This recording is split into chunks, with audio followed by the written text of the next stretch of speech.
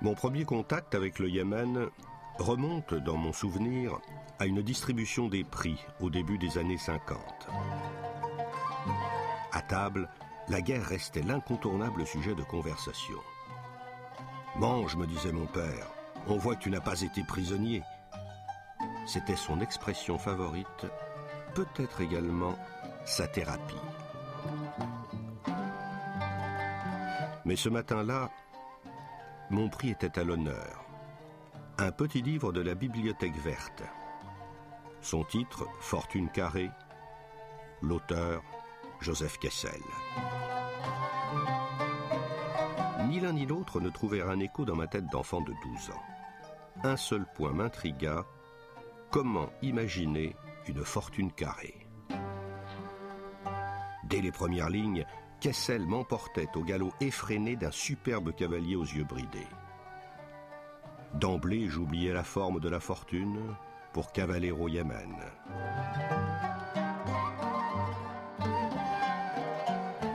Avec le recul du temps, j'y vois aujourd'hui un signe du destin, accentué par l'appel et une lettre d'Henri de Montfred et exprimé avec son réalisme fataliste par ma mère. Si tu es allé au Yémen, c'est que tu devais y aller. Personne ne choisit sa destinée, même pas toi, beau malin. Je débarquai à Aden, au Yémen Sud, en juin 1972. 5 années après le départ sans gloire des Britanniques en 1967 et au lendemain de la longue guerre civile au nord qui avait vu la défaite des royalistes et la victoire des républicains. Dès ma première visite, je fus fasciné par ce pays qui me semblait momifié, fossilisé, habité par une population permanente. J'affrontais la violence des couleurs, la sauvagerie des paysages grandioses, le travail acharné des hommes qui découpaient leurs montagnes en terrasses pour survivre. En 3 décennies, ils sont devenus de simples personnages du miroir de l'histoire, lien fragile et ténu entre histoire et mémoire. L'envie de retourner au Yémen devenait chaque jour de plus en plus forte, incontrôlable, et je dus me rendre à l'évidence. La paix de mon âme avait un prix, celui du retour, dans l'allée simple de ma vie. Qu'avais-je donc à me prouver à moi-même? Rien, sinon que j'existais. Et encore, j'avais tant d'autres choses à découvrir.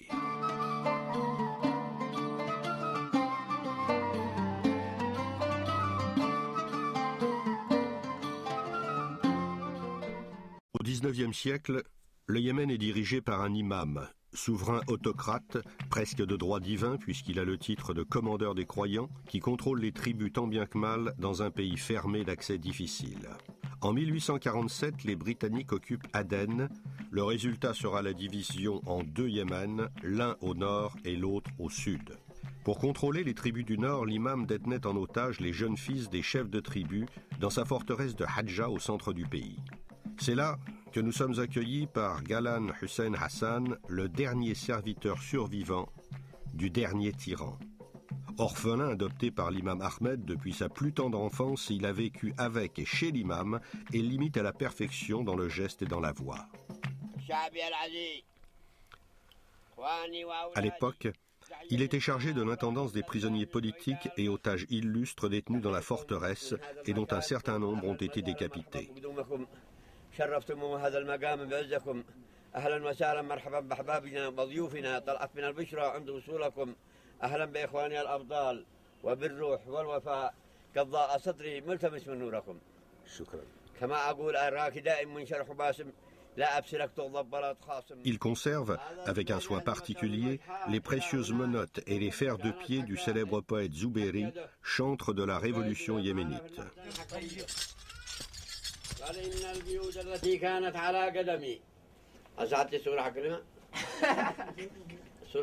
Tiens, tu veux voir la photo de l'imam? Je l'ai ici. Tu veux voir la photo de l'imam?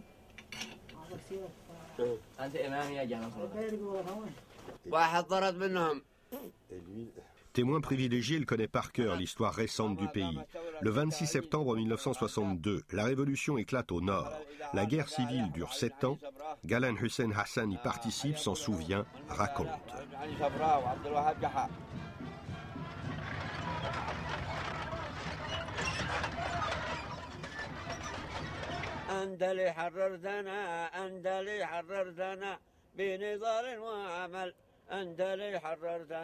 Il a toujours en mémoire les chants révolutionnaires écrits par Zuberi et se souvient parfaitement de la façon de défiler des soldats égyptiens qui plus tard devinrent un modèle pour l'armée yéménite.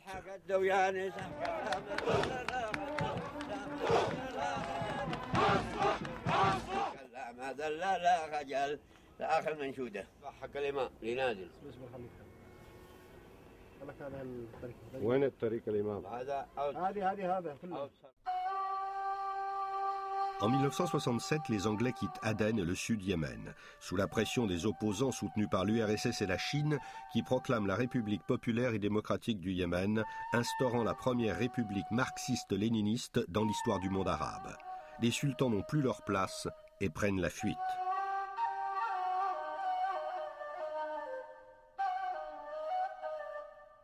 Ce n'est qu'en 1994, après la victoire militaire du Nord sur le Sud, que la réunification deviendra effective.